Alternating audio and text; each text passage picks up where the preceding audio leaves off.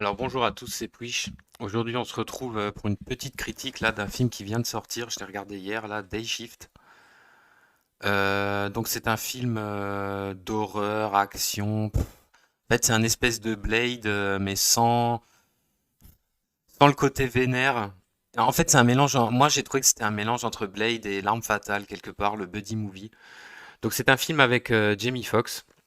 Il dure à peu près 1h55.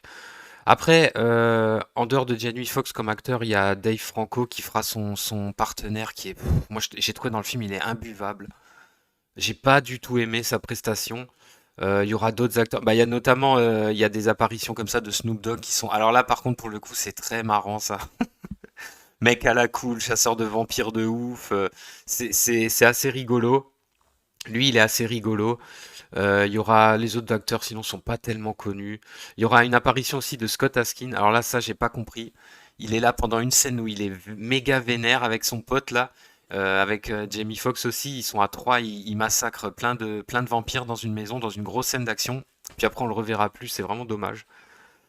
Alors, de quoi ça parle? Donc, c'est un film de vampires. En gros, Jamie Foxx, c'est un mec qui chasse les vampires pour gagner sa vie. Avant, il faisait partie d'une organisation secrète à la, vous savez, à la John Wick, des mecs qui chassent les vampires, qui se font rémunérer pour. Donc, il s'en est fait virer parce que le mec, c'est un peu une tête brûlée, c'est un peu un Martin Riggs, on va dire. Le mec, il respecte pas les règles et tout ça. Bon, bref. Et en fait, tout le truc du film, c'est que il veut faire plaisir à sa fille, à sa femme. En gros, il veut reconquérir sa femme. Bien sûr, il est divorcé, hein. Enfin, ils sont séparés en tout cas. Il veut offrir une vie cool à sa fille et donc il lui faut de l'argent. Et en gros, pendant une grande partie du film, tout ce qu'il veut, c'est gagner de l'argent. Et pendant ce temps, il y a une espèce de vampire, donc elle est jouée par Carla Souza, qui est à chier dans le film. La meuf, elle est à chier. Je suis désolé de le dire, sa prestation est naze. On n'y croit pas une seule seconde. Elle fait tout un complot, comme ça, elle veut remettre des vampires partout dans Los Angeles, veut faire chier le monde. Et en fait, il se trouve que Jamie Foxx, sans faire exprès, donc ça c'est la première scène du film, il bute en fait sa fille, hein, au travers d'une opération où il tue des vampires, quoi.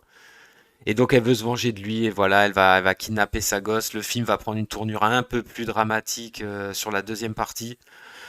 Et voilà, il va être réintégré dans son service. On va lui coller un mec qui n'est jamais allé sur le terrain, donc c'est Dave Franco qui joue Seth. Et voilà, et en fait, finalement, ils sont complètement l'opposé l'un de l'autre. Lui, c'est un trouillard, l'autre, c'est une tête brûlée, puis ils vont devenir potes. Enfin, on connaît par cœur. On connaît ça par cœur. Après, le côté vampire du film, il est pas trop mal. Ça faisait longtemps qu'il n'y avait pas eu un bon film. Enfin, un bon film. C'est un film très moyen, hein. Moi, perso, j'ai pas aimé plus que ça. Ça se laisse regarder. Ça fait plaisir de vous revoir des vampires comme ça dans une grosse production, parce que c'est vrai qu'en dehors du dernier Underworld, honnêtement, qui était déjà pas terrible, hein, je sais même pas depuis combien de temps il n'y a pas eu un gros film avec du budget, avec des vampires, un truc un peu intéressant. Honnêtement, je j'arrive pas à me souvenir.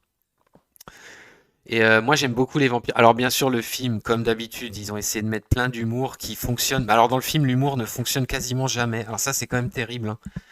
Et du coup, ça dédramatise les situations. Après, pour un buddy movie, c'est bien qu'il y ait de l'humour, évidemment. C'est pour ça on pense à L'Arme Fatale, on pense à Bad Boy, genre, mais en fait, c'est assez raté. Et c'est dommage parce que le film, il a quand même des qualités, notamment justement les scènes d'action. Il y en a trois quatre dans le film. Ah, elles sont vraiment, faut avouer, elles sont sympathiques. Elles sont sympathiques, surtout la scène de fin. Moi, j'aime bien quand Snoop Dogg il débarque avec sa Gatling, il dégomme tout le monde. Franchement, c'est assez rigolo. Le film, il est assez rigolo.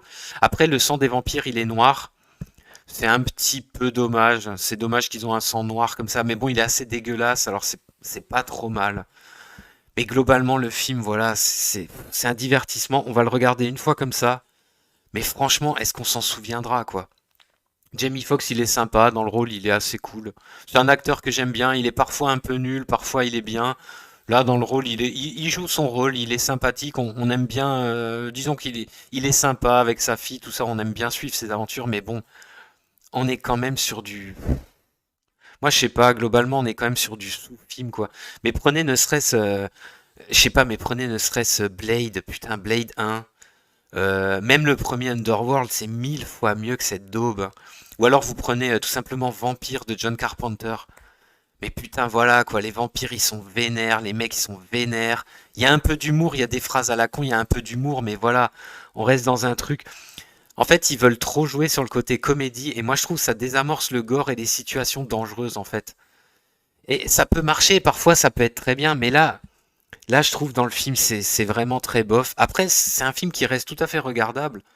Je veux dire, j'ai pas trop levé les yeux au ciel, j'ai pas trouvé ça à chier par terre, mais franchement, globalement, si on compare un peu avec ce qu'on a eu avant, bordel, mais voilà quoi, c'est quand même terrible.